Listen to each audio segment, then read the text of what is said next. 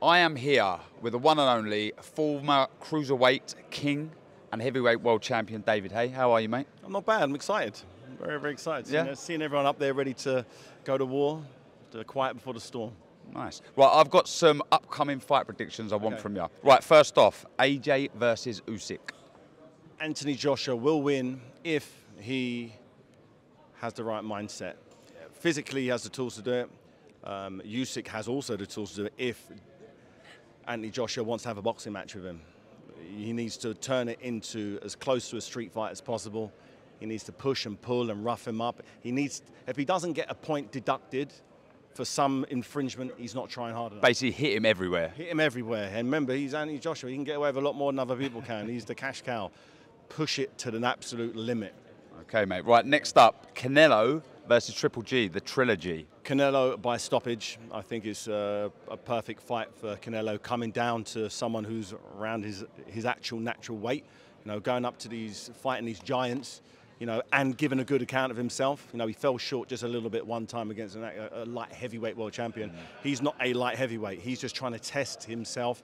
The fact he's coming back down to someone who weighs the same as he does, someone that he's beaten twice before, controversially one of them. I thought personally he won both the fights, but I'm a big Canelo fan, so I'm a little bit biased. But I see that he stops him late. He seems like he's got that bit between his teeth where, you know, coming off of that loss, he wants to really make a statement, and stopping Triple G is the perfect statement to say, no, I am #1 pound for pound in the world. Okay, I lost against a light heavyweight, but it's all about a pound of you will beat a pound of somebody else, no matter who that person is, and I think he will prove that he's pound for pound again to the naysayers. Canelo on the in his prime, Triple G on the slide slightly. Definitely, I definitely think one is past their best and one is coming into their best. Yeah. Although Canelo lost that fight, he was fighting someone who had much more physical attributes than him in terms of size, stature, and he had a good game plan. He was willing to win ugly. You know, Canelo's trying to win impressively. He's trying to get all the fans in these big stadiums excited. So he's evolved a style, a fan-friendly style, whereas his light heavyweight champion opponent overnight was just willing to just win on points. Yeah. Right, the next one is Ryan Garcia versus Fortuna. I like Garcia. I like the speed. I like the mentality. I like the fact that he's a new age boxer. He's got a massive social media presence. You know, he's got the celebrity buddies. He's got, you know, he's the new sort of Oscar De La Hoya type of thing, where he's taking the numbers to different levels, and I think he's got the talent. You know, he's got that punch power. You know, the way he did to Luke Campbell. You know, the way he does things. You know, he's vulnerable. He can be put down, but he's evolving. He's a baby in boxing terms, but he's looking at these massive fights.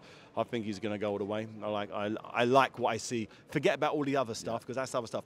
In the ring, what he does, he's just got that freakish power, speed, athleticism, and he seems from the outside looking in as the full package.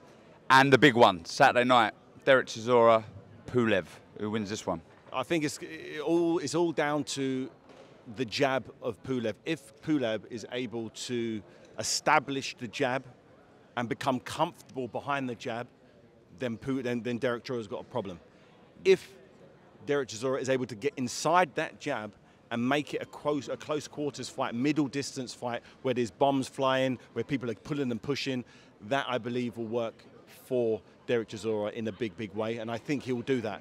You know, looking at his last 3 fights, look at his last 5 fights, he has a much better opposition. He's had much better opposition in the other corner, and although he hasn't won on paper, he's performed better at a higher level. So I just think Pulev, I think he's past his prime now.